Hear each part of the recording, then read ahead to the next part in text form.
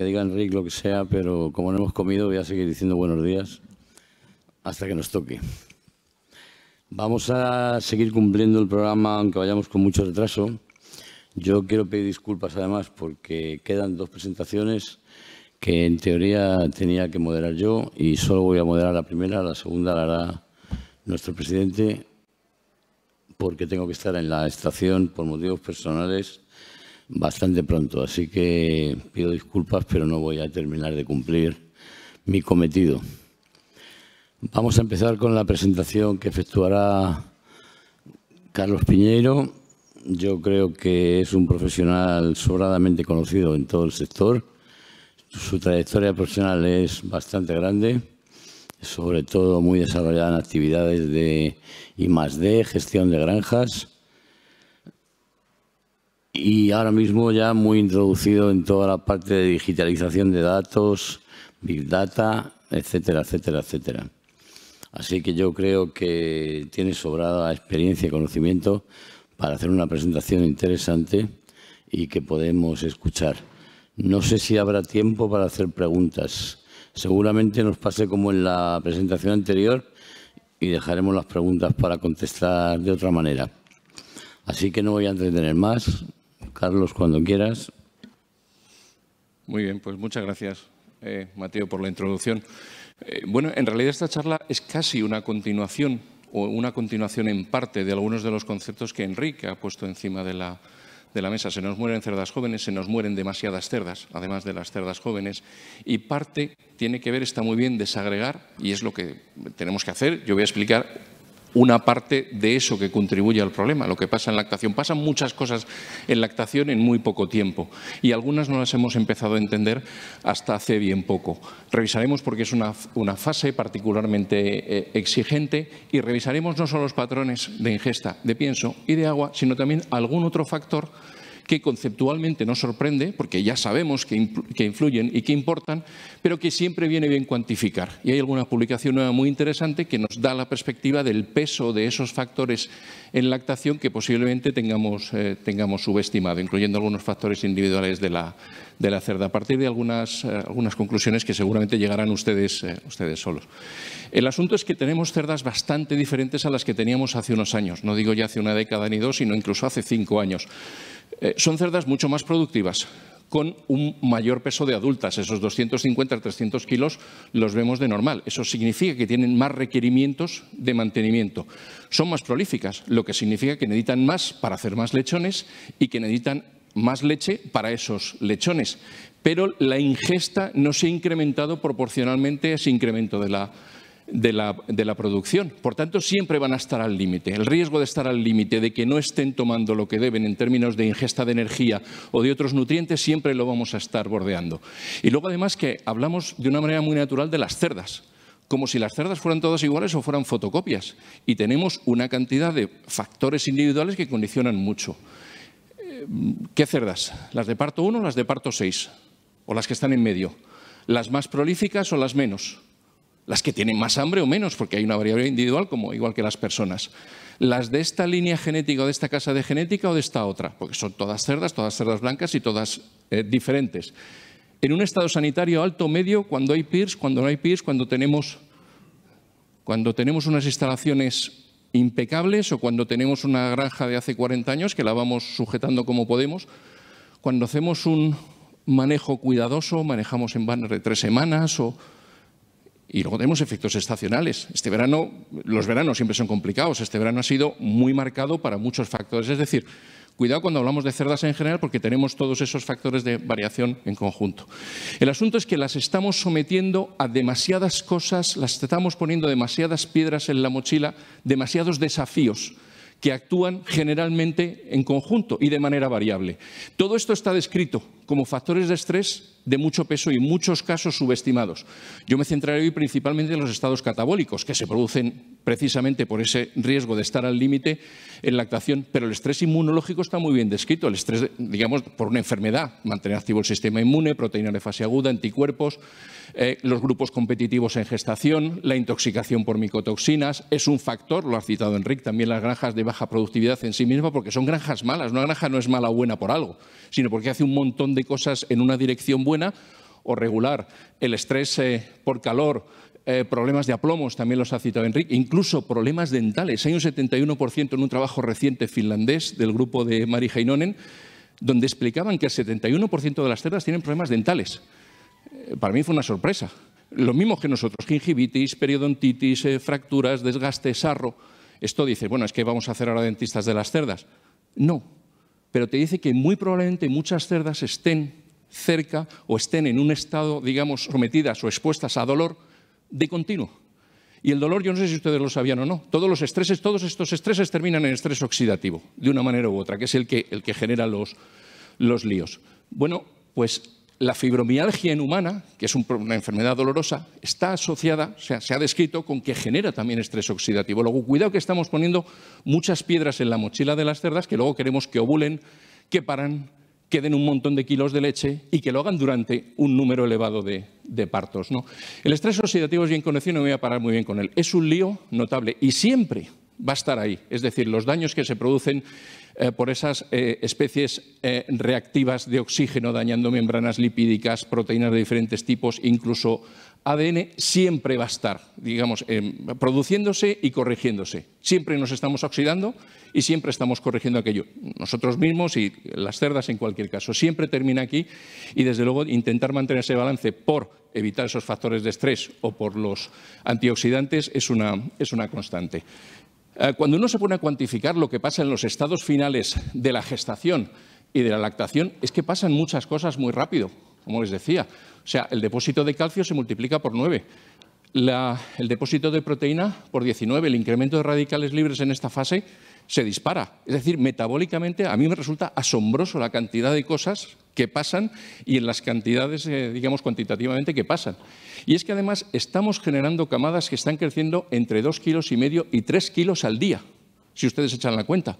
Eso es 3 veces lo que un buen cerdo de cebo. Y sale todo del cuerpo serrano, con perdón la expresión, de la cerda, que tiene que utilizar todos esos nutrientes para transformarlos en esto. Y en condiciones óptimas llegamos a donde llegamos. Llegamos a cubrir en torno al 80% de las necesidades en multíparas y en torno al 70% en primíparas. Esa cerda está generando 1/3 de su peso corporal, entre un 30 y un 40%, en menos de un mes. En términos de esfuerzo de humana, una mujer que pariera hoy destetaría dentro de menos de un mes un niño de 20 kilos. O sea, es que todo lo que pasa en ese periodo de tiempo a veces, bueno, lo asumimos como normal, ¿no? Porque como lo venimos haciendo, pero tiene mucho riesgo y mucho margen de mejora para esos 3 kilos al día. Claro, lo que pasa es que cuando eso no pasa, pues empiezas a ver esto. Y esto dices, yo mismo hasta hace relativamente poco que empezamos a trabajar más en profundidad en esto, pues yo no le daba la importancia que tiene. Digo, bueno, si esto al final, a ver, das un poco, lo corriges, la cerda se recupera, es una barbaridad. O sea, ese estirar y encoger el metabolismo de esta manera termina teniendo sus consecuencias. Y no siempre se muere, como decía Enrique. De hecho, él decía, dice, bueno, es que explicaba la tasa de retención. Y creo que muchas veces mortalidad, eutanasia y tasa de retención son ángulos del mismo poliedro. Una cerda se muere porque no le queda más remedio, pero antes de morirse ha empezado a perder rendimiento, ha podido llegar a un grado que no la recupere, si no aguanta más, pues se muere, pero son grados de lo mismo. Bueno, vamos a revisar, vamos a lo práctico. Algunos de los factores que es verdad que son conocidos, la cuantificación no es tan conocida, porque más son trabajos recientes, que afectan a lo que pasa en maternidad.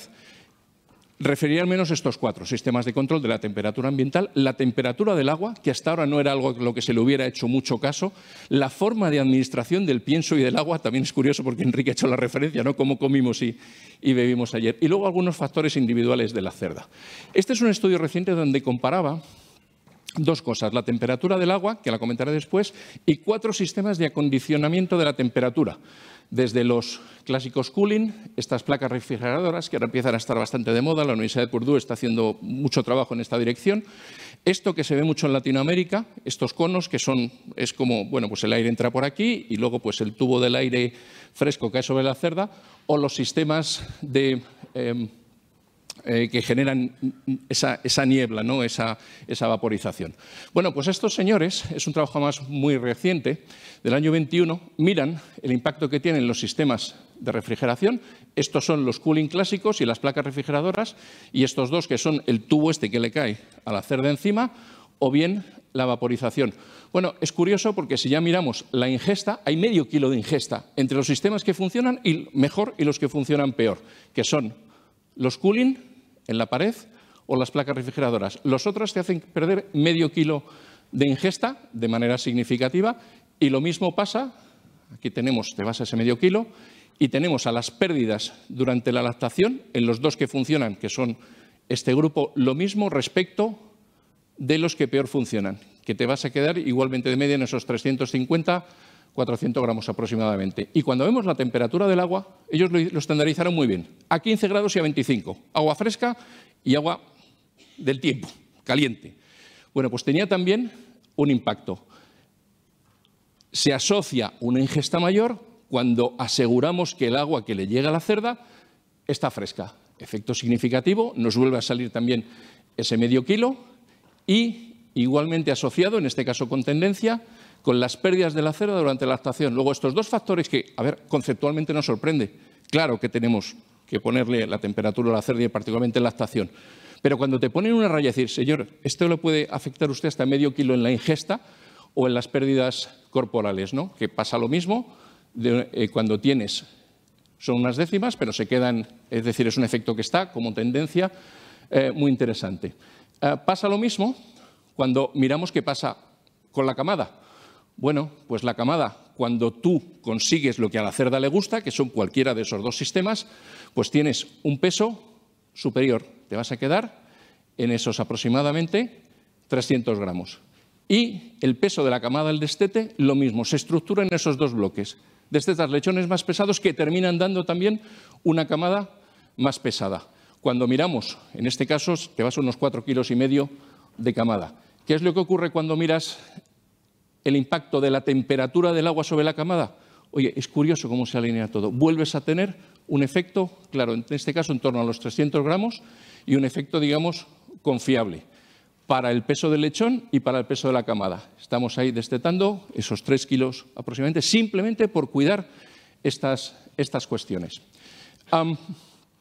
Estos señores además miraron también los niveles de cortisol de la cerda en pelos, una forma de hacerlo. Y estos aquí vemos los sistemas, diferentes sistemas de refrigeración, y hay dos bloques. El bloque bueno, vamos a llamarlo así, que mejor funciona, de los cooling en un sitio o en otro, o bien de la nebulización o del cono este encima de la cerda. Yo en Europa lo he visto muy poco, en Latinoamérica, en Brasil sobre todo se ve mucho. Hay bastante diferencia, hay algo que a la cerda no le gusta y que la desafía. Acordaos que un desafío al sistema inmune, si lo estimamos proporcional al cortisol, pues ya está ahí. E incluso fijaros, o sea, darles agua caliente o no de la temperatura que ellas prefieren, incrementa también los niveles de cortisol. Desafío. Poquito, no explota, no se muere de eso, pero vamos poniendo piedras en la mochila. Incluso además ellos miraron, además lo hicieron en combinación, cada uno de los sistemas con agua fría o caliente. Lo interesante de esto es que los sistemas, cuando mirábamos la temperatura rectal de la cerda y el número de respiraciones por minuto, todo encajaba perfectamente. Cuando tú la das a la cerda lo que quiere, está cómoda y está bebiendo el agua como ella quiere beberla, menos respiraciones por minuto, menos temperatura rectal. Bueno, no hace falta explicar las implicaciones de esto. Pero es que estos señores también, el otro trabajo era 2022, de Zupo, publicado en el Journal of Animal Science el año pasado, es que va en la misma dirección. Ellos, en este caso, probaron las placas refrigerantes y les sale esencialmente lo mismo. Cuando tú les das lo que quieren y además efectos claros, menos pérdidas de peso en lactación y mayores ingestas. En este caso se fueron casi hasta 1 kilo de media de destetes americanos a 21 días, pero adaptado a las condiciones nuestras, interesante. Y lo mismo para la camada. ¿Qué encontramos? Más peso de camada al destete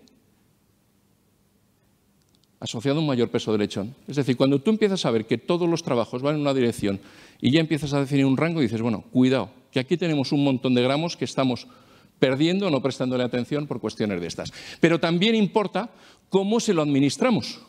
Y cuesta trabajo encontrar, porque estos trabajos son muy difíciles de hacer. Porque no solo tiene que ver con instalaciones, se lo das junto o separado, como es el caso. En este caso, el pienso se administra aquí, tienen el chupete y en este caso está separado. Clásica, que incluso decía Enrique, a veces no pueden ni meter la cabeza y es posible que eso explique parte del efecto. Pienso seco con el agua al lado. Bueno, este trabajo de este grupo de Penn del año 2007 vieron el impacto de alimentar de una manera o de otra. Estos fueron donde hicimos, digamos, estas ya son fotos nuestras, además con el agujerito, para mí esto es clave, que tenga un espejo de agua, que no se acumule hasta 2-3 centímetros o separado, ¿no? Como se ve el caso. Bueno, ¿qué vieron estos señores? Bueno, pues que les recuerdo que, digamos, el SF, le doy para atrás un momento, el SFW, que es, digamos, el que le permite a la cerda escoger, que es por donde va la argumentación que les quiero presentar, genera una mayor ingesta / desaparición del pienso, porque está el tema del desperdicio del que hablaremos después. Vamos a aceptar mayor ingesta, con pesos al destete superiores. Fíjense, o fijaros qué curioso, porque siendo un trabajo de 2007 y el otro 2022, se te vuelve a quedar en ese medio kilo, que parece que es lo que realmente tenemos. Nos está marcando un claro margen de mejora, ¿no? Con unos crecimientos de la camada superiores también en el mismo caso. Pero lo más llamativo para mí de este trabajo fue esto, donde decían, bueno, la desaparición de agua, el agua que medían que se ponía en las cerdas de un tipo de comedero u otro junto o separado, era muy superior, casi el doble, cuando se lo ponías separado a la cerda. Pero se molestaron en poner como una bañerita pequeña debajo para recoger el desperdicio, porque si no, no sabes, tú sabes lo que das. Y asumimos que eso es lo que toma. Error. Salvo que miremos el desperdicio, no sabemos lo que pasa. Entonces veíamos que el desperdicio era extraordinariamente superior cuando estaba separado. Y cuando medían la ingesta real, era clavada. Luego estamos forzando un desperdicio de un recurso innecesariamente, nuevamente me alegra que Enrique haya hablado después porque va un poco en la misma línea, ¿no? Los 17 litros y algo de media.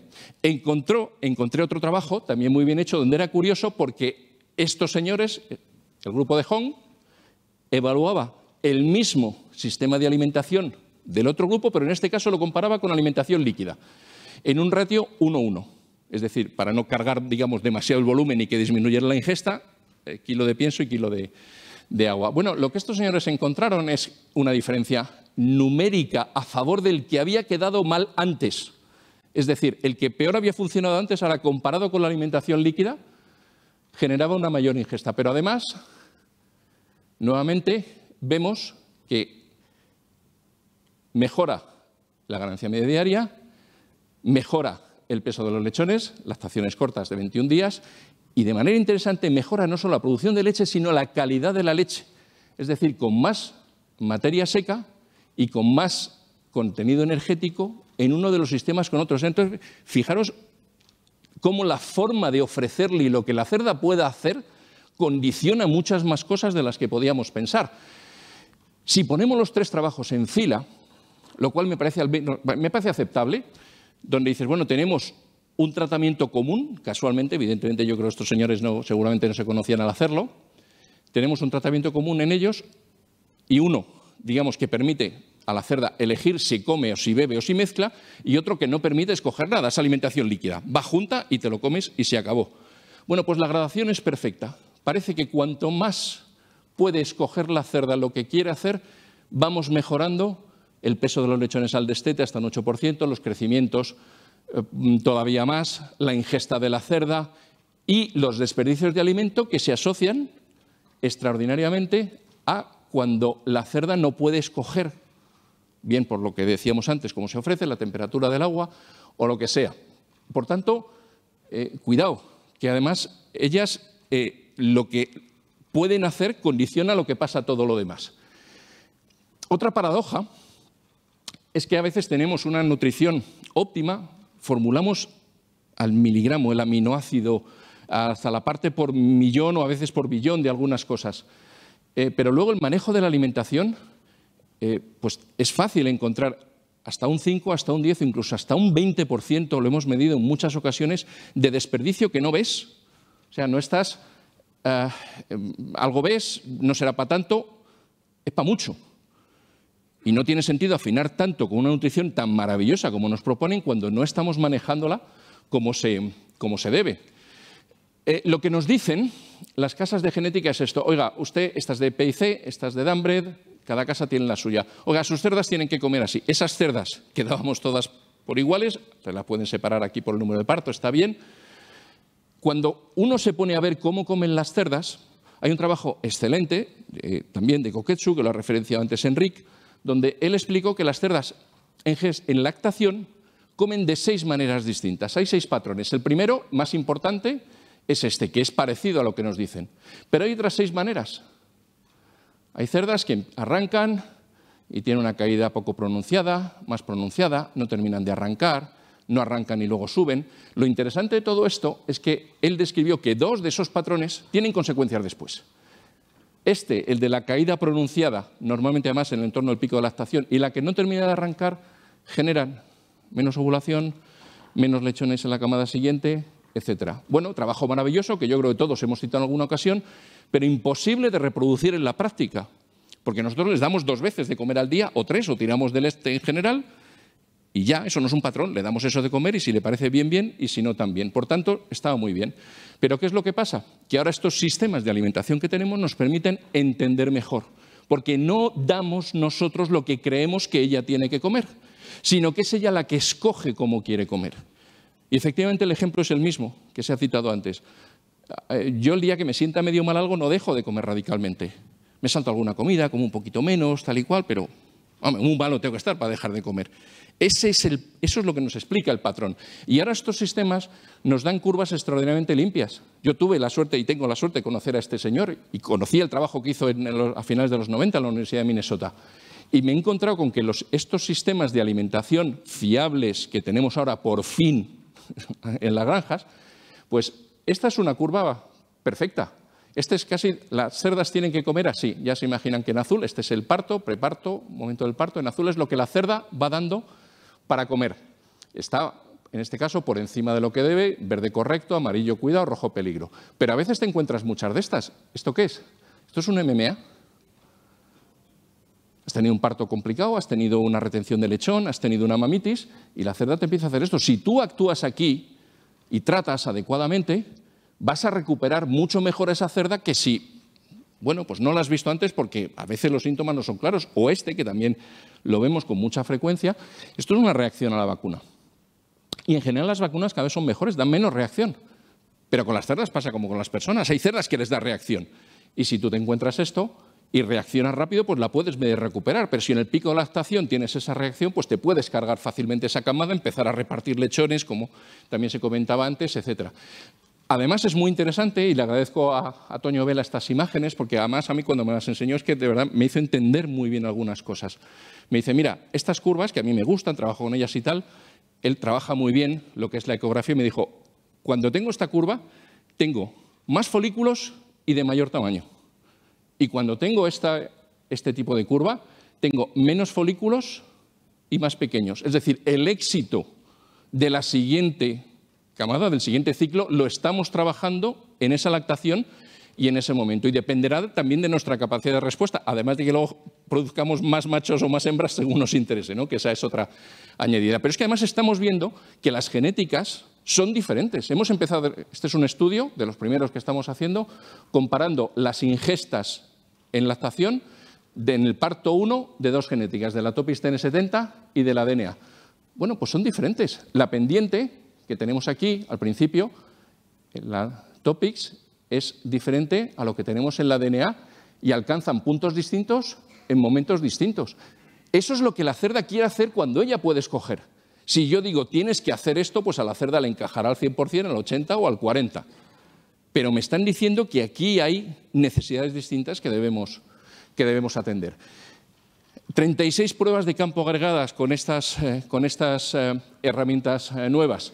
Bueno, pues la verdad es que, en resumen, ganamos algo más de ese medio kilo por lechón, alineado con las publicaciones de antes, con un rango de mejora de hasta 1,2 kg, más de 7 kilos de camada de media, también con mejoras de hasta 12 kilos por camada, dependiendo también de cómo estés. Y luego también un indicador nuevo y muy interesante, los que me conocéis ya sabéis que yo soy un maníaco de los datos. Este indicador es extraordinariamente interesante y hasta ahora no lo podíamos calcular, que no solo es el pienso por lechón, que sí, y que ahora podemos ver cómo mejora, sino el kilo de pienso por kilo de lechón destetado. Porque evidentemente, y más en la circunstancia que estamos con lo del óxido de zinc, etcétera, no es lo mismo sacar un lechón de 6 kilos o 6 kilos 200 o sacar uno de 7,5, de 7,8 o de 8. En nuestro caso nosotros lo estamos sacando, destetamos a 28 días, son lactaciones largas, estamos en 8,4. Evidentemente es un lechón que va mucho mejor en transición, no solo es la ganancia de, digamos, de carne pura que tengas ahí. Pero además, decir, bueno, ¿y estos patrones de hace no sé cuántos años nos valen ahora? ¿Nos da la sensación de que está? Bueno, pues hemos intentado mirar un poco más allá. Y a veces también es verdad, los amigos nos dicen que somos especialistas en complicarnos la vida, pero siempre con un fin práctico. Esta es la granja nuestra. Tenemos puesto uno de estos sistemas, muy robusto, muy fiable, que hace lo que tiene que hacer, pero además es una extraordinaria fuente de datos para hacer más cosas. Las que les hemos dado y alguna más. ¿Qué es lo que hicimos? Pues intentar entender si esos patrones del 96, que además los estamos trabajando con el mismo profesor que nos ayudó entonces, pues si valen ahora. Registramos esas mil y poco ingestas en lactación con este sistema, lactaciones de 28 días. ¿Qué hicimos? Pues usar eso que suena así como tan fantástico, algunos algoritmos de inteligencia artificial, de machine learning, en este caso, yo ahora que me he enterado de lo que es, porque me ha costado enterarme, pero estos algoritmos de clusterización, de agrupamiento, es una cosa extraordinaria porque nos permite hacer, digamos, grupos de cerdas mejor hechos de los que un ojo humano haría. Nosotros clasificamos las cerdas, a ver, las que más han comido y las que menos. Bueno, está bien. Pero él te hace grupos en función de diferentes periodos de la lactación, las hemos agrupado en cada uno de estos periodos para ver si arrancan bien, comen más, comen menos, y luego además hemos definido si empiezan bien y siguen bien, si empiezan regular y siguen bien. Hemos hecho un montón de combinaciones hasta hacer esta clasificación. Bueno, las que empiezan muy bien en la semana 1, porque hemos visto que lo que pasa en la semana 1 es particularmente importante, y siguen bien, son un 38 y pico % de las cerdas. Y las que empiezan un poco más flojas y siguen bien son un 24. Es decir, la mitad de las cerdas son las que hacen lo que las casas de genética nos dicen y esperan que pase. Tenemos otro montón de cerdas que tienen patrones raros, con consecuencias, por diferentes razones. ¿Qué es lo que hemos hecho? Sacar las curvas de cada uno de esos, normalizadas o no. Esto lo que nos refleja son los cambios dependientes, es decir, no ya es que una cerda coma más o menos, que sí, sino cómo varía, si arranca bien y sigue mal, si arranca mal y sigue bien, si esas diferentes patrones, ¿no? Es algo bastante complejo. Evidentemente, esto ya no me toca hacerlo a mí, afortunadamente, no sabría hacerlo, sino parte del equipo, ¿no? Los matemáticos y científicos de datos que nos ayudan a esto. Pero además, cuando asocias esos patrones con los rendimientos reproductivos, encuentras que igual hay casi una gradación. En la medida en que se acercan más a lo que se tendrían que acercar, tenemos mejores resultados. Principalmente de destedados, intervalos de cubrición. Evidentemente, este es el peor grupo y es distinto de los demás, pero fijaros cómo los demás se van cayendo. Es decir, te van marcando la raya. En la medida en que tú no atiendes a la cerda no te atiende a ti. Y ahora podemos cuantificar todo eso. Cuando te pones a mirar las cerdas, y les voy a poner un par de vídeos ya para terminar, ves las cosas de otra manera. De manera clásica, ¿qué es lo que hacemos? La alimentación a mano. Vamos a tirar de manual, lo que siempre se ha dicho que habría que hacer, alimentación a mano. Venga, pues tiramos del dosificador, le damos con el badil, y es verdad que a veces la pillamos con hambre y a veces no, porque esté dolorida del parto, porque haga calor, por las razones que sea. ¿Qué dice el manual? Venga, hay que levantarla, porque hay que levantarla y animarla para que coma y tal y cual. Bueno, pues si le parece lo hará y si no, no lo hará. En este caso, pues estamos teniendo suerte y venga, la levantamos porque tú tienes que comer. Venga, le damos. El vídeo lo estaba grabando yo, la cerda me miraba a mí, yo miraba a la cerda y se ponía, pues bueno, a curiosear, pero no hacía mucho caso. ¿Qué dice el manual? Pues hay que echarle agua, que así va a comer más, ¿no? Lo que, venga, hay que dar agua en lactación. Pues le damos, pues mira, parece que sí, se está animando un poco, empieza a jugar con el agua, la chupa un poco. Bueno, mira, parece que algo hemos mejorado. Le hemos echado el agua y yo veía en la cerda, pues mira, hemos conseguido su atención y la veía como rebuscando, pero claro, rebuscando tiene el pienso debajo de 10 centímetros de agua. Si quiero que coma no se lo estoy poniendo fácil. De hecho, yo veía que, bueno, pues una vez que lo tenía allí puesto, ella metía el morro e intentaba cómo sacar el pienso. Tuve suerte con este vídeo, lo reconozco, aunque lo he visto muchas veces. Y ahora ella se ponía así, además, ahora lo que hace, ese poquito que tiene ahí, eso pienso desperdiciado.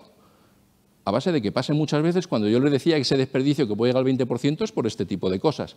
Y por estas, ¿qué dice el manual? Bueno, pues venga, hay que sacárselo porque eso ha empezado a reblandecerse, a fermentar si hace calor. Claro que quitas el agua, desperdicio de agua, y claro que te llevas inevitablemente algo de pienso. Y el pienso está ahí. Y puede ser que se lo coma después todo, que se coma una parte o que no se coma nada. Y puede ser que la persona que está allí en partos tenga tiempo y lo limpie o directamente tire del dosificador y lo eche encima. Por tanto, no la estamos ayudando a que todo eso que tiene que pasar, pues pueda pasar. ¿Qué es lo que pasa cuando una cerda puede escoger? En base a los trabajos que hemos visto antes y a lo que permiten estos sistemas nuevos con un buen diseño de comedero. Pues cosas como esta. De primeras ella toca a su gatillo. Tiene hambre y la cantidad que quiere comer, la come, en seco.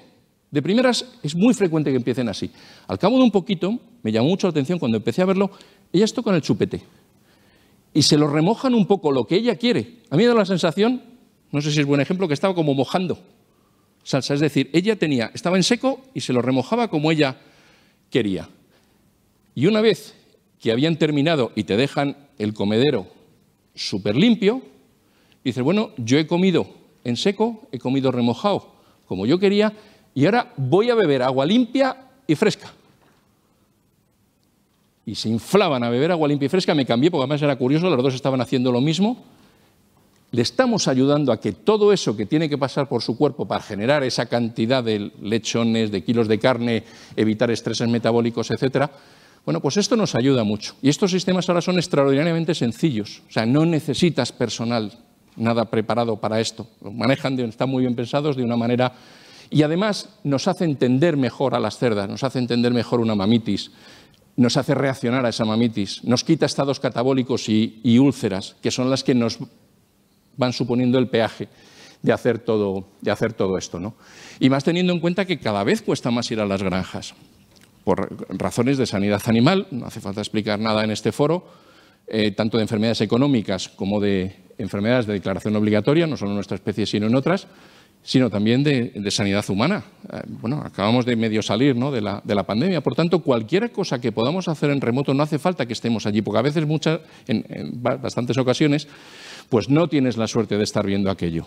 Y tú puedes ver que sí, ese 5, ese 10, ese 15% de cerdas que te están pidiendo atención, les dedicas tiempo a esas, porque el resto ya sabes que van bien. Y te generas además métricas nuevas y puedes evaluar no solo planes de alimentación, de nutrientes, de aditivos, pues como no hemos podido hasta ahora, ¿no? Bueno, terminamos. ¿Qué es un área de alta exigencia? Sí, ya lo sabíamos. Y mucho más con las cerdas que tenemos tan exigentes y en la coyuntura en las que estamos. Pero es curioso que siendo un área de alta exigencia tenemos mucho margen de mejora por desperdicio de pienso, por peso del lechón, por factores que sabíamos que importaban, pero que seguramente no sabíamos que importaban tanto. Y es un área crítica, ¿no? Esas variables de gran impacto y generalmente poco consideradas, pues no cuesta mucho ponerle atención porque además van a devolver mucho con esa poca atención. Y eso incluye no solo el sistema de refrigeración, la temperatura del agua, la forma en que se administre el pienso y además esos patrones de ingesta. Monitorizar, saber lo que está pasando a distancia es algo que yo creo va a ser, ya es y será más importante en nuestra profesión, va a ser una norma en los próximos años.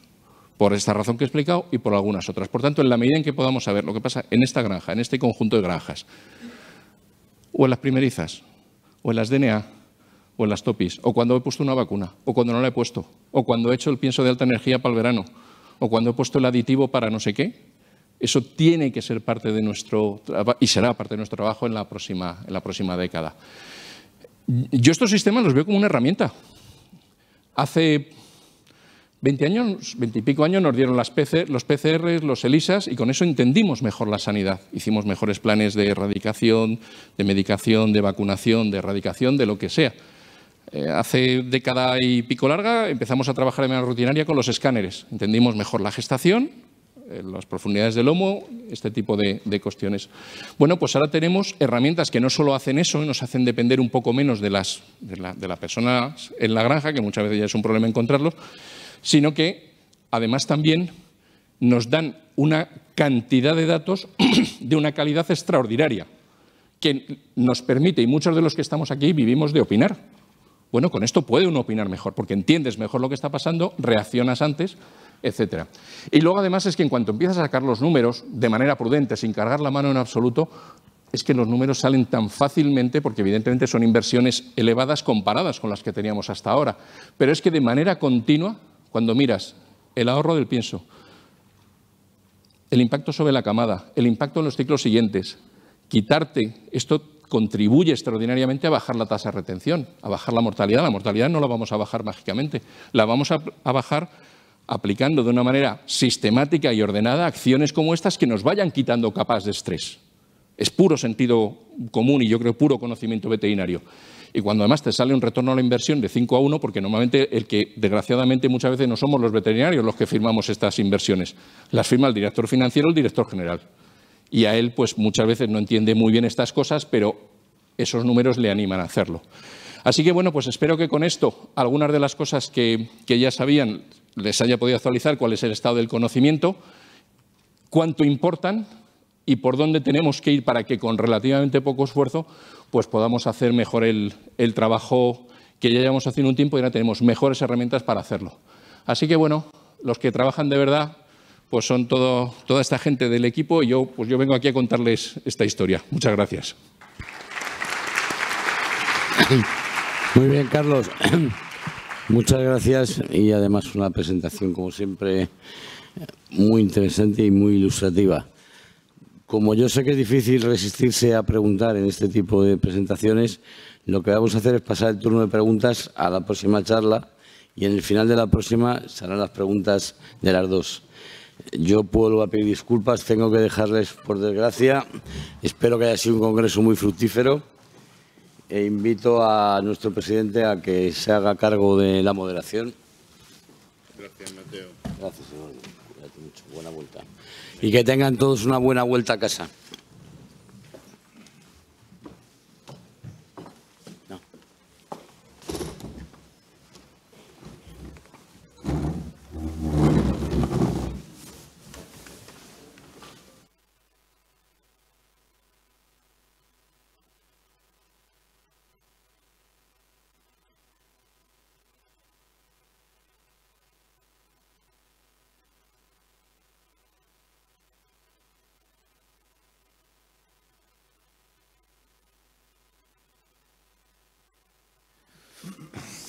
Bueno, como vamos ya totalmente fuera de programa, vamos a acelerar al máximo todo esto. A mí me toca presentar a Juan Marcén Castán, veterinario y abogado. O abogado primero y veterinario después. No, primero veterinario. Primero veterinario. Veterinario que ha tenido su experiencia laboral en comercial de servicios ganaderos como Agrigán, veterinario oficial de la Diputación General de Aragón, veterinario de la explotación de vacas lecheras del Turrullón, y después socio fundador de una asesoría jurídica de la que él era propietario.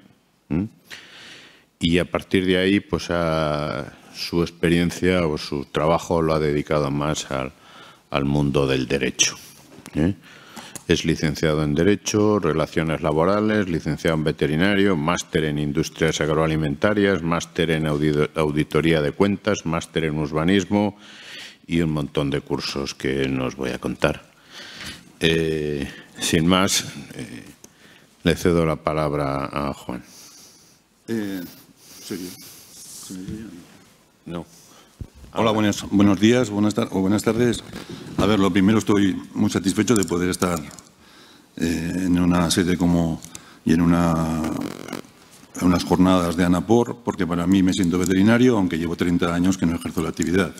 evidentemente ejerzo la actividad de abogado, aunque tengo mucha relación con el sector agroalimentario. Entonces, mi trabajo es práctico, es defender los asuntos que diferentes ganaderos o diferentes veterinarios o asociaciones me encomiendan y sigo considerándome veterinario, con lo cual intento pues interpretarlo todo en defensa del veterinario y del ganadero, porque el veterinario también vive del ganadero y si el ganadero no le va bien, al veterinario tampoco.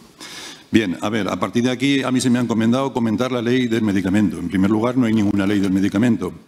Ahora mismo lo que hay es un reglamento comunitario, que es el 2019/6, y lo que hay a su vez, pues hay otro reglamento del 2019/4, que es el de piensos medicamentosos, hay otro reglamento de sanidad animal de 2016, hay otro reglamento también de control oficial de 2017, muy importante, aparte de otros reglamentos ajenos a esta materia.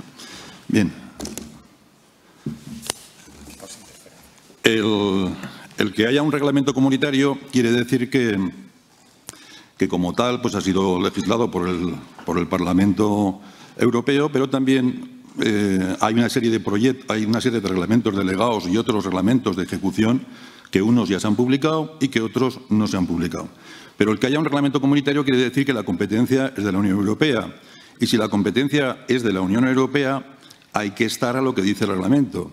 Entonces, yo no vengo aquí a criticar a la Administración, pero la Administración pretende aprovechar lo que es el reglamento comunitario para ir mucho más allá de lo que dice, en mi opinión, el reglamento comunitario. Y lo digo porque todo es control al veterinario, control al ganadero.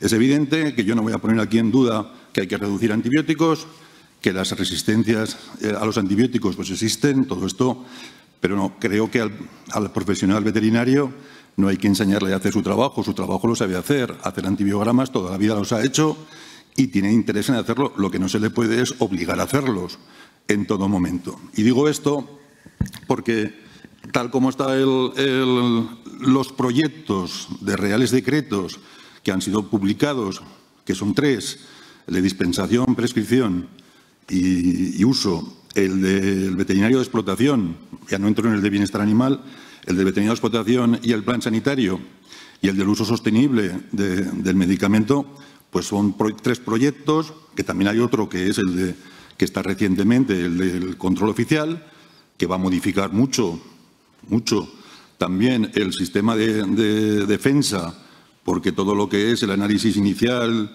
contradictorio, dirimente, cuando estamos hablando de tiempos de espera, de límites máximos de residuos, pues esto es muy importante para el veterinario, porque lo es, ¿verdad? Pues todo esto está ahora en proyectos Bueno, lo primero, es la primera vez que hablo en un foro como este, ¿verdad? Estoy acostumbrado a hablar en el juzgado, pero no estoy acostumbrado a hablar en un foro como este. A lo que voy es que lo que se está haciendo pues es ir mucho más allá y además hay una cantidad de normas que es casi difícil seguir el hilo de todo lo que se está publicando. Entonces, se está por parte del Gobierno español, como estoy diciendo, con esos 3 proyectos de reales decreto, yendo mucho más allá.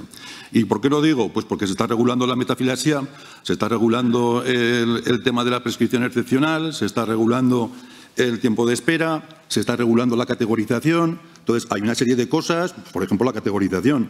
Pues la categorización, lo que hay es un reglamento comunitario que prohíbe una serie de antibióticos. Lo que no hay es un reglamento que diga nada con respecto a la obligación del resto de los que por recomendaciones se habla del grupo B, C y D.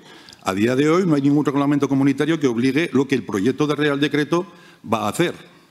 Y digo esto pues porque evidentemente se ha incluido en la metafilasia la obligación de hacer un diagnóstico no solo clínico, sino también diagnóstico laboratorial.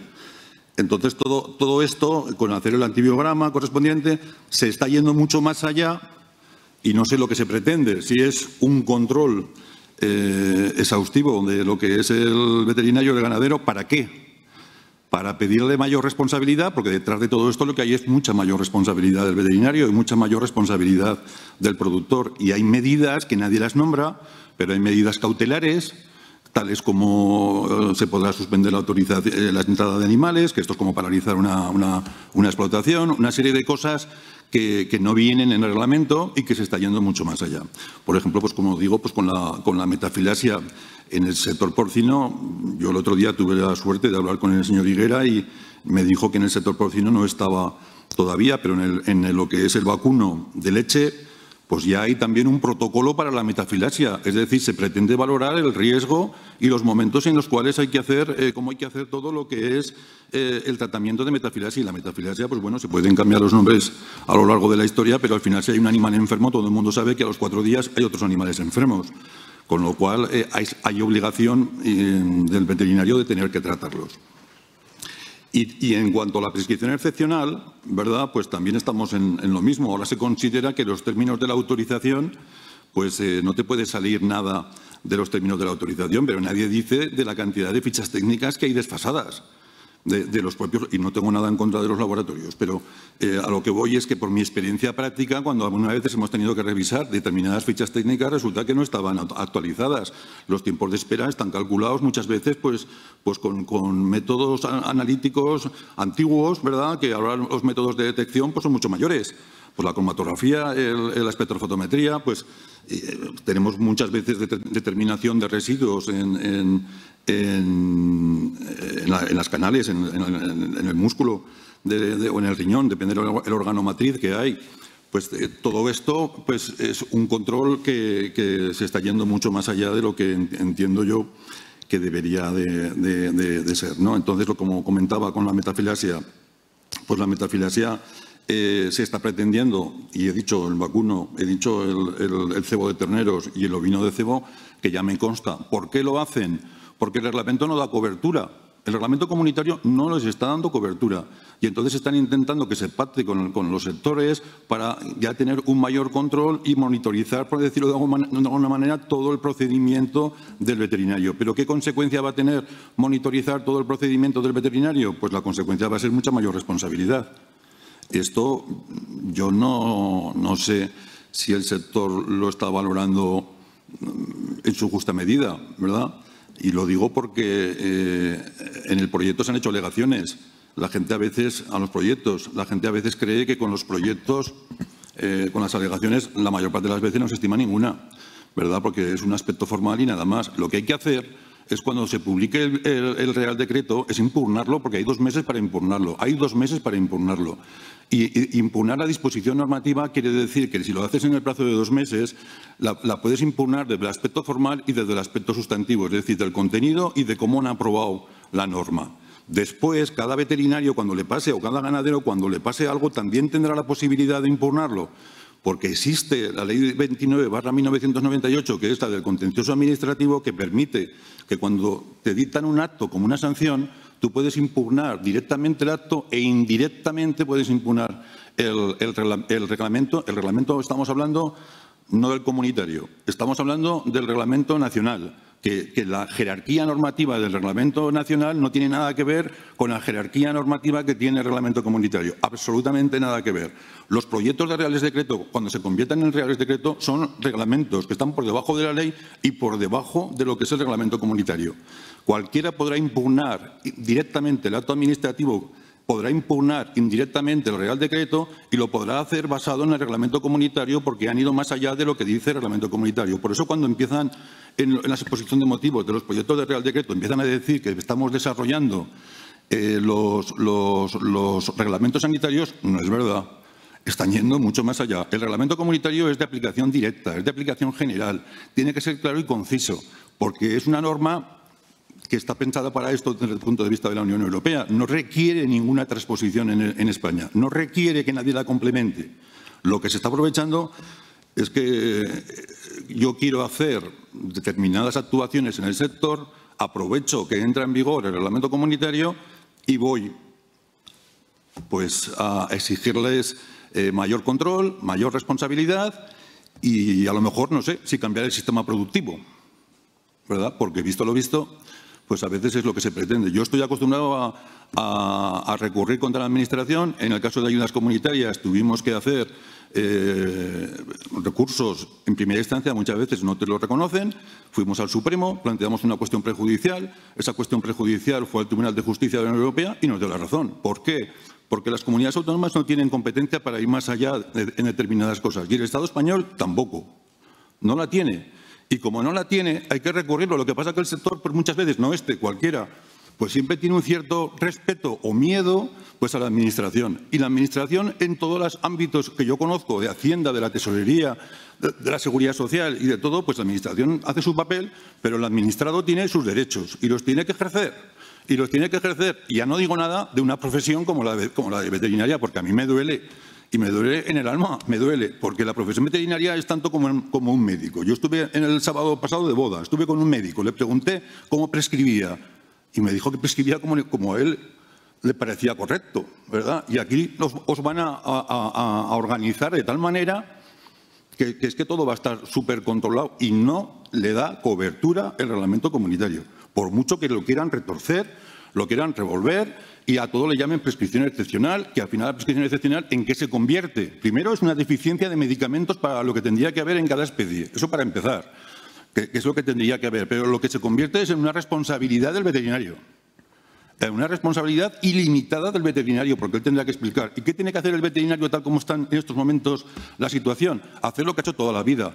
Pero eso sí, documentarlo y justificarlo. Cuando uno va y con su diagnóstico considera que tiene que ser pues todo lo que hemos estado viendo aquí hoy, que para mí ha sido por recordar, aunque no me dedique especialmente al porcino, pero pues no era mal alumno y conocía todas las materias. Pero cuando un veterinario tiene que ir a un sitio y tiene que diagnosticar una enfermedad, tiene que tener armas, porque en los antibióticos hay que reducirlo y hay que ser sensible con el tema de lo que es la reducción del uso, pues sí, ¿verdad? Pero tiene que tratar a los animales y tiene que tratarlos lo que sabe con su experiencia, con su diagnóstico clínico, con su conocimiento de que si no actúas rápido, mañana tienes 100 y donde hay 100, 20 están muertos, ¿verdad? Y esto hay que hacerlo pues como se ha hecho siempre. Lo que pasa es que los veterinarios tienen que estar convencidos y tienen que demostrarlo, eso sí, pues tienen que dejar documentación de por qué lo han hecho, un diagnóstico clínico.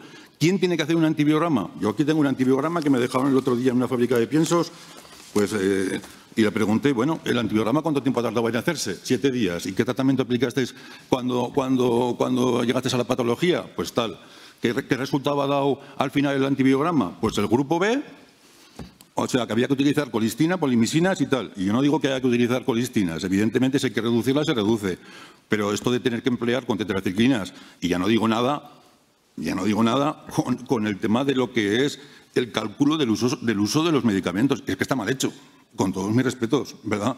Yo no sé si en el porcino, a lo mejor por la forma de trabajar, pues al final si se quiere comparar con otros, una fórmula que está mal, para comparar, pues para todos está mal.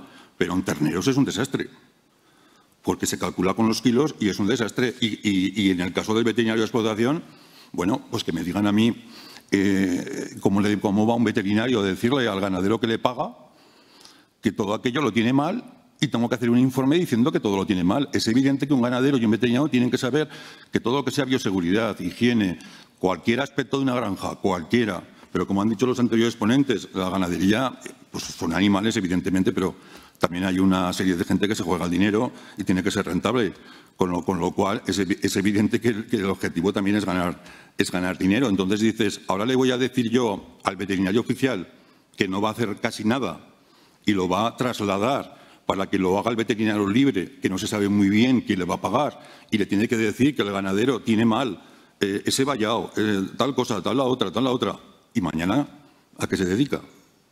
Y no digo que no haya que seguir hacia adelante y hacer las cosas bien, hay que hacerlas bien, pero precisamente este sector, que es el porcino, pues hombre, yo creo que lleva toda la vida, a pesar de que a lo largo de todas las jornadas que he estado escuchando, pues todavía está la caudofagia, que todavía no se sabe si es genética o no es genética, son problemas que son de hace muchos años, la peste porcina africana, determinados procesos que son de hace muchos años, ¿verdad? Pero el profesional y el sector ha evolucionado pues muchísimo Y al sector no hay que enseñarle a ser productivo. Si al sector se le dice que reduzca los antibióticos, lo reducirá. Lo que no se le puede es obligar. Porque si se le está obligando a hacer determinadas cosas, detrás viene la responsabilidad.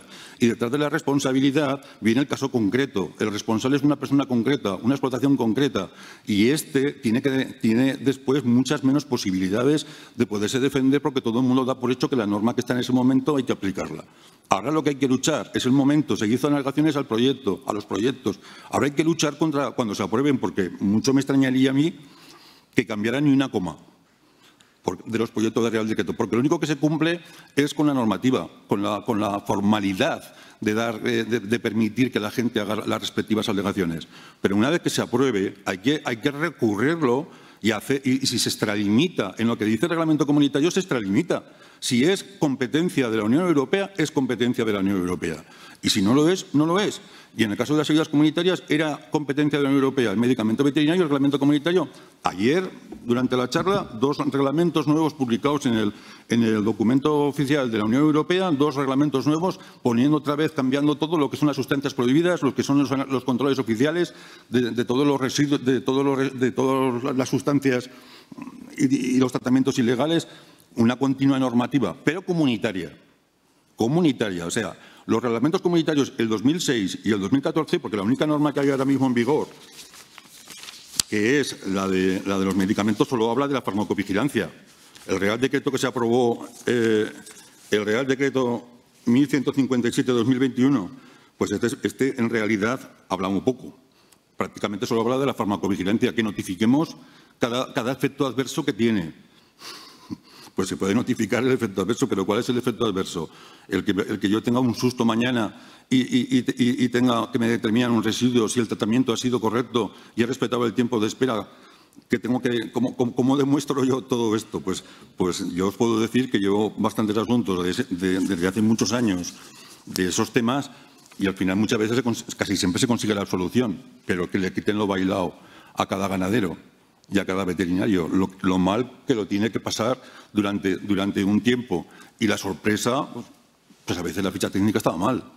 Pero eres tú quien tienes que averiguar, porque aquí, y lo digo con todo respeto por lo que yo he entendido, aquí en estos reglamentos comunitarios, yo creo que los fabricantes, los distribuidores, al veterinario no le dejan dispensar. Y esa historia yo ni entro ni salgo, ¿verdad? Aunque desde luego si a mí me lo preguntaran diría que por supuesto que sí. ¿Por qué no? Porque va a ser el farmacéutico. Es que el veterinario no dio... A mí la asignatura que más me costó sacar en la carrera fue Derecho Farmacéutico, creo que fue farmacia, ¿verdad? Pero eso me sirvió para dominarlo mucho más. Que le tienen que enseñar a un veterinario de lo que son los medicamentos, le tienen que enseñar algo, porque lo sabe mejor que nadie. Con lo cual, pero a lo que voy en el reglamento, no sé cuál ha sido en el comunitario, cuál ha sido los lobbies que han podido defender al prescriptor, pero dentro de lo que cabe, pues no ha sido el más protegido, pero desde luego el Estado español va a por el veterinario y no me arrepiento de decirlo, ¿verdad? Y a por el ganadero. Yo creo que se está llevando a unos límites que el control se quiere hacer lo que no ha hecho nunca el veterinario oficial, ahora quiere que lo haga el veterinario libre. Pero en definitiva, el objetivo mío aquí hoy era decir que entiendo que lo que está aprobando el Estado español no tiene competencia para llegar tan lejos. La competencia es del reglamento es de la Unión Europea. Y lo que dice el reglamento comunitario, pues cuando habla, por ejemplo, ¿no?, que dice diagnóstico clínico o cualquier otra evaluación adecuada del estado de salud del animal. Y estos lo convierten en la identificación del germen. Bueno, pues si hay que identificar el germen, se identificará. Todos los veterinarios tienen interés y el ganadero en saber qué patologías tienen, cuáles son las causas, pero no le puedes imponer una serie de obligaciones de hacer el diagnóstico laboratorial. Bueno, el antibiograma que tenía yo ahí, pues 450 euros ponía, ¿no?, para determinar que había 4 cepas de Escherichia coli. Pues, que lo cual es una cosa positiva, ¿verdad? Pero no porque tenga que ser obligación. A lo que voy es que se complementa, y en la metafilaxia pasa lo mismo, ¿eh? Insisto en que pasa absolutamente lo mismo. Y ya no quiero entrar en autovacunas, ya no quiero entrar en la prescripción excepcional, en el vacío terapéutico. Para mí, también creo que cuando dicen que si te sales de la ficha técnica en la posología, cuando tienes la experiencia, resulta que aquí se está intentando evitar la resistencia a los antibióticos. Y resulta que tú sabes que este antibiótico funciona mejor con esta dosis y el laboratorio no lo ha actualizado. Perdón. Y tienes que aplicar el antibiótico mal, porque a lo mejor todo lo que es la ficha técnica está desfasada. A mí me parece un sinsentido. Y creo, y aquí me atrevo a decirlo también, que ni tan siquiera el reglamento comunitario lo dice así. Lo que pasa es que aquí se tergiversan las cosas, ¿verdad? Porque en el artículo 33 del reglamento comunitario habla de los términos de las condiciones de autorización y parece que los términos sean las palabras. Pero lo que está diciendo es la ficha técnica, ¿verdad? Y creo que si se justifica por parte de cualquier persona no debería de ser cualquier veterinario no debería de ser esto una prescripción excepcional, que desde luego el proyecto de Real Decreto determina que es prescripción excepcional y como consecuencia de que es prescripción excepcional el veterinario corre con todas las consecuencias de todo lo que pueda pasar. Y hay veces que te dice, salvo que tenga falta de eficacia, no sé cómo se demuestra que tiene falta de eficacia, ¿verdad? Determinados conceptos que después la experiencia, pues con la experiencia es más difícil. He sido un poco anárquico en la explicación, pero yo tengo la experiencia del sector de trabajar muchas veces con los residuos, ¿verdad? En diferentes especies, en terneros muchas veces, en porcino también me ha tocado y la indefensión es grande, ¿verdad? La indefensión es grande y las obligaciones aquí creo que van más por el veterinario innecesariamente y por el ganadero que por otras partes de la cadena del medicamento.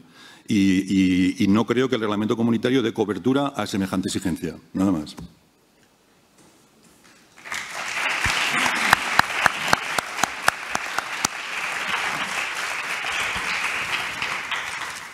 Muchas gracias, Juan, por tu exposición.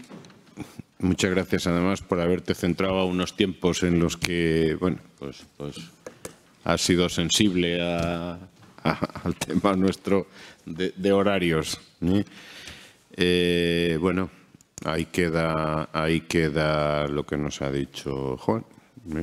Espero que el sector reaccione y reaccione en tiempo y forma. Antes de que sea tarde. Antes de que sea tarde, efectivamente. Bueno, quedamos pocos y es la hora casi del sorteo de la pluma y de la clausura, pero como hemos dicho que podíais hacer alguna pregunta, bien a Juan o bien a Carlos o bien a Enrique, que no sé si sigue o se ha tenido ya que marchar, pues si hay alguna pregunta, aprovechar para hacerla.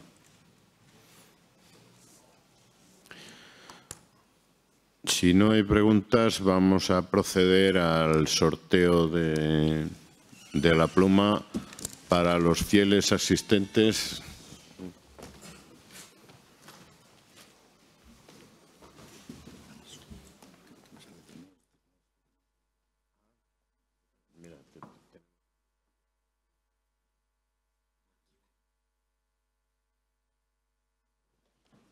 Sí. Pues rápida porque tiene que marcharse. Sí.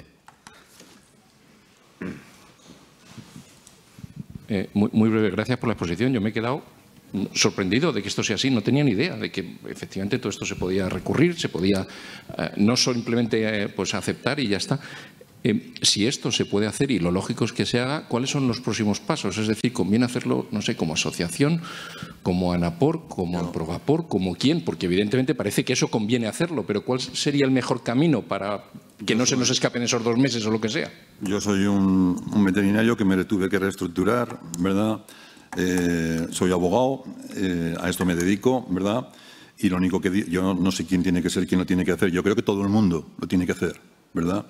Y no me quiero meter, me he colegiado recientemente en el Colegio de Veterinarios, no por esto, sino porque me siento veterinario, pertenezco a 4 o 5 colegios, ¿verdad? Y entiendo que lo tiene que hacer todo el mundo. Lo que pasa es que lo que pasa es que aquí en el sector ganadero y en el sector agrícola, pues siempre hay una especie de, no sé, de pactos, ¿no? De que no me meto con esto a cambio de no sé qué. Y no, señor, aquí se está poniendo en duda la profesión veterinaria. Y se está poniendo en duda el sistema productivo del porcino y punto. Y las cosas son como son. Y se puede. Yo llevo 2 meses preparándome esto y la verdad es que pues he mirado todo. He escuchado 20 veces a Valentina Almansa, 20 veces a la Inés, 20 veces a todas las conferencias que hablan de todo esto. Pero es que al final pueden decir lo que quieran. Pero es que ¿pertenecemos a la Unión Europea? Sí. ¿Hay competencias compartidas o exclusivas de la Unión Europea? Sí. ¿Hay directivas, reglamentos? ¿En este caso qué es? Reglamento. Pues si el reglamento dice lo que dice y se acabó, y el Tribunal de Justicia de la Unión Europea tendrá que decir si el reglamento está limitado con el derecho originario del Tratado de Función de la Unión Europea o no. Pero si es España quien aprovecha para meter lo que él querría que dijera, que nos ha pasado lo mismo con la PAC, que hemos recurrido en Asoprobac, hemos tenido que recurrir el decreto de las ayudas, de buenas a primeras, cambian y dicen, no, la gente que cobraba la ayuda de la PAC, pues es que la cobraba mal. No, mire usted, las normas son para cumplirlas, ¿verdad? Sobre todo las de la Unión Europea, ¿verdad? ¿Le gusten a usted o no le gusten, verdad? Y si no, pues no perteneceríamos a la Unión Europea. Entonces, ¿quién no tiene que recurrir? Pues mira, yo te diría una cosa, lo tiene que recurrir, cada veterinario lo tendría que recurrir, porque por la cuenta que le trae... Bueno, pero quizá el Consejo General de Colegios Veterinarios bien, yo ya no digo nada, claro. Adecuado, no lo sé. Hay asociaciones, hay colegios, pues todos, pero es que, a ver, bastante complicado es ser veterinario, ¿eh? Y tener que ir a un sitio y estar pendiente de si viene la peste porcina africana, si viene cualquier otra enfermedad, y luego que te contraten, ¿verdad?, que te paguen, como para que te quieran trasladar a ti lo que cobra otro señor, que es el del control oficial, para que tú denuncies a tu cliente. Y no quiero entrar porque estamos hablando de integradoras, de muchas formas diferentes de tener la relación con el ganadero, ¿verdad? Cada uno tiene una relación. Uno puede estar por libre, otro puede estar en una integradora, pero todos se dedican a es que la prescripción, que no entraba en eso, no he querido entrar, porque claro, la Lex Artis, ¿verdad?, la profesión veterinaria viene regulada en la Ley 44/2003. Y como tal profesión sanitaria es como otras, que nos hacen feos, como la pandemia del COVID, porque no han hecho caso a los veterinarios que hubieran estado súper contentos de poder haber participado en todo esto. Bueno, pues vivimos en España y toca lo que toca. Yo me cambié de profesión a lo mejor, entre otras cosas, por todo eso, ¿verdad? Pero porque yo vivo en Alemania y en Alemania el veterinario era otra cosa. Pero no quiero hablar de esos temas. Aquí ahora mismo es que dentro de lo que estamos, ¿verdad?, en la situación en la que nos encontramos, la normativa comunitaria, que mejor o peor, pero está aprobada, a pesar de que hay, creo que son 13 o 14 actos, o sea, reglamentos delegados por la Comisión que están aprobados y faltan otros tantos. Bueno, pues por ejemplo, el reglamento de la categorización. Es que el reglamento de la categorización no me lo podía creer, pero es que solo habla de la prohibición de los antibióticos del grupo A, no habla de nada más.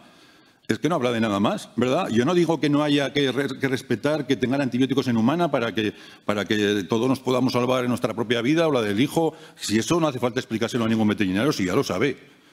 Por supuesto que va a hacer. A ver, todos conocemos cómo pasaba hace 30 años, pues que las cosas se hacían peor, ¿verdad?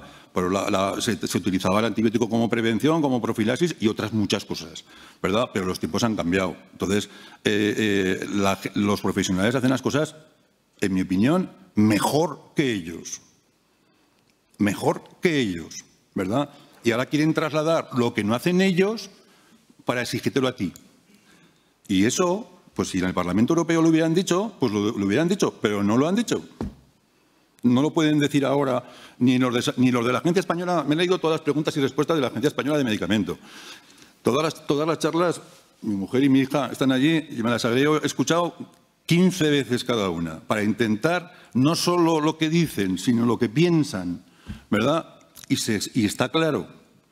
Y insisto, que el veterinario sabe que tiene que hacer un antibiograma. Claro que lo sabe, ¿cómo no lo va a saber?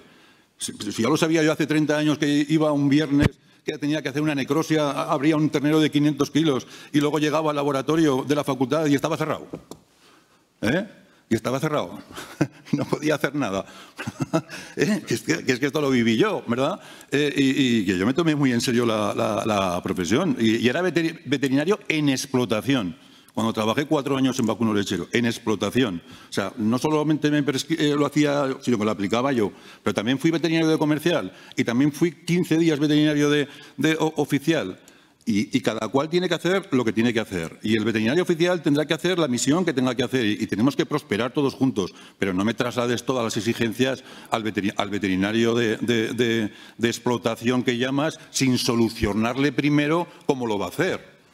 Porque si tienes una gran idea de cómo lo vas a hacer, pero no, hágame usted recomendaciones, hágame informes, diciéndome que, o en la metafilaxia, ¿no? Primero usted me tendrá que decir que no puede, que si lo tiene higiénico o no lo tiene higiénico, si la cría es rentable, si la cría no. ¿Pero qué me está contando? Que esos conceptos los han tergiversado. Los han tergiversado, es mi opinión. Y estamos acostumbrados a recurrir con la normativa comunitaria. ¿Y por qué estamos acostumbrados? No porque seamos un despacho de Madrid, el más grande de no sé qué. Pues porque lo hemos vivido y lo hemos trabajado. Y lo hemos trabajado porque, bueno, yo soy hijo de agricultor y soy veterinario. Y para mí el sector es lo primero. Muchas gracias. Juan. Bueno, agradecemos a Juan su tiempo. Se tiene que escapar, que no llega el tren, ¿eh? Así que, bueno, vamos a proceder al sorteo de la pluma. Que no se mueva nadie, que no sale en la foto, ¿eh? Aquí están los papelitos. Por favor, alguna azafata que me eche una manita. Saca el número que llevo yo.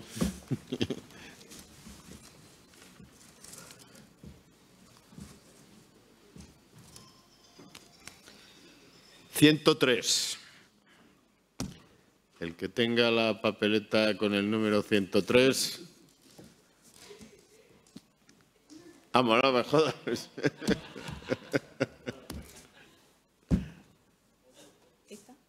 Saca otra papeleta que...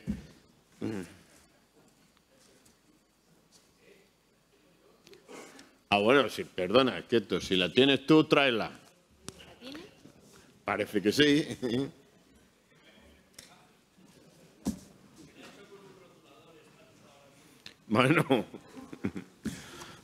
Bueno, pues procedemos a hacer la entrega de la pluma a don José Luis Lacruz.